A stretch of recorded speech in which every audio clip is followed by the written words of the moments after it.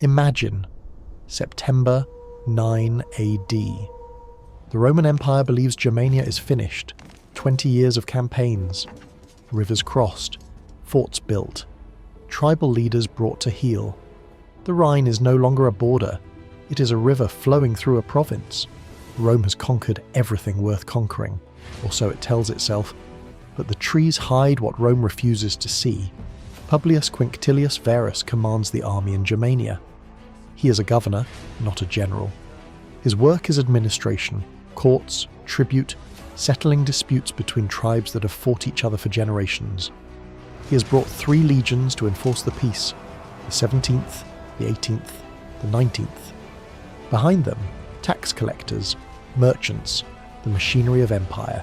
Among his staff is a man he trusts completely, Arminius, a prince of the Cherusci tribe, taken to Rome as a child hostage. He was given citizenship, trained in Roman warfare, promoted to equestrian rank. Varus sees him as proof that the empire can civilize the north. Arminius sees something else. The Roman presence east of the Rhine is built on alliances with men like Arminius's father, Segima. They eat at Varus's table. They call him friend. But loyalty in Germania is a transaction, not a conversion. When Rome collects taxes too heavy, when Roman justice humiliates a tribe's pride, the arithmetic changes. In early September, a report reaches Varus. A rebellion has broken out to the north, far from the main roads. Arminius offers a shortcut through the forest, a faster route to crush the uprising and still reach the Rhine before winter. Varus, who has spent his career in courtrooms, not battlefields, gives the order to turn. The column marches into the trees. Arminius asks permission to ride ahead, to rally friendly tribes to the Roman cause. Varus agrees. Arminius rides into the trees. He does not come back. Behind him, his father Segima also slips away. The guests at Varus's table have become the hunters in his forest. The storm arrives first. Rain turns the forest paths to mud. The temperature drops. The column stretches for 9 miles. Heavy infantry, supply wagons, camp followers, pack animals, moving at the speed of the weakest. The legions are designed for open ground, for formations that grind the enemy down with engineering and discipline. In here they are walking blind. Then the attacks begin. Not a battle cry. Not a charge. Just men pulled into the trees one by one. The Germans use the forest as cover. They strike, kill, and disappear before the legionaries can form a line. By nightfall, the Romans have lost hundreds. They burn their wagons and dig a defensive camp. That night, the sounds from the forest carry, chanting, the screams of captured Romans being interrogated. The Germans are not just killing, they are dismantling morale. No one sleeps. The legionaries know what awaits them if the line breaks. At dawn, the column abandons everything that slows it, wagons, supplies, anything not essential, and pushes north. The attacks never stop. Archers in the trees, javelins from the hillsides. The Romans are fighting a war they cannot see. Every hour more men fall. The column shortens. For 2 days the legions are eroded. The dead are left where they fall. The wounded are abandoned.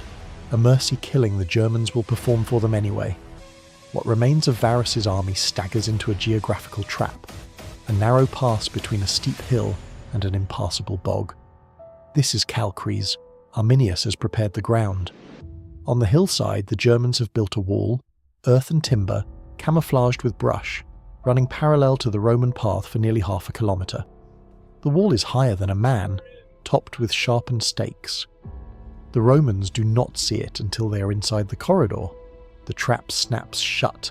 The wall is just out of reach of Roman swords. The Germans stand on it safe and rain stones and spears into the packed column. On the other side, the bog swallows anyone who tries to escape. The legions are pinned. No room to deploy, no space to manoeuvre. The cavalry tries to storm the wall. The horses panic in the confined space. They trample their own infantry. The Germans open gaps in the wall, surge out, bring down the riders, and retreat. The discipline of the legions, as forged in open field battles across the world, begins to crack. Varus sees the situation for what it is. The formation has collapsed beyond repair. The standards are trapped. The only path out has already been sealed by the enemy's fortifications. He draws his blade, gazes one final time at the sky, and takes his own life rather than face capture. With him, Rome's authority east of the Rhine dies. After Varus falls, any remaining chain of command breaks down completely. A few choose the same fate.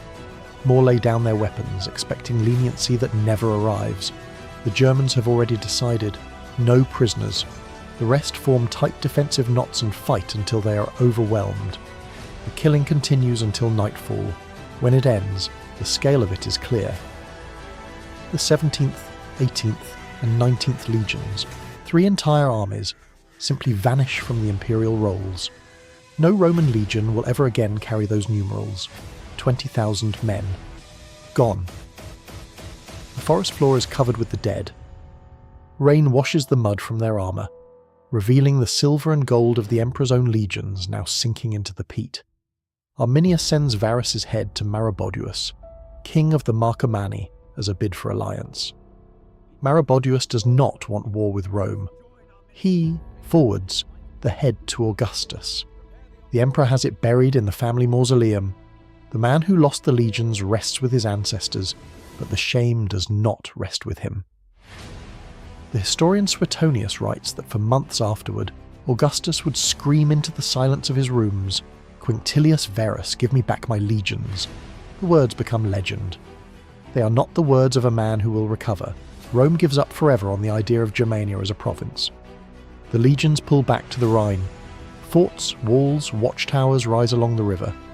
From that point on, the Rhine marks a lasting divide across Europe for the next 400 years. Latin stops at the Rhine. Germanic begins on the other bank. In the years that follow, Germanicus will lead punitive campaigns across the Rhine. He will recover one of the lost eagles and defeat Arminius in open battle. But Rome never attempts to hold the land again. Arminius himself will be, assassinated by his own people years later, a reminder that even victory could not unite Germania. The cost has been calculated, and the price is too high. What happened over those 3 days in the mud broke the Augustan vision, with his doctrine of perpetual expansion shattered. Rome transitions from a conquering power to a state defined by its borders. The empire does not fall, but it learns a new word: enough. The wrong advisor, trusted by one man, shifted the path of history forever. And it proved that even the greatest empire on earth is only as secure as the ground beneath it. The ground at Calchries swallowed 3 legions. It has not forgotten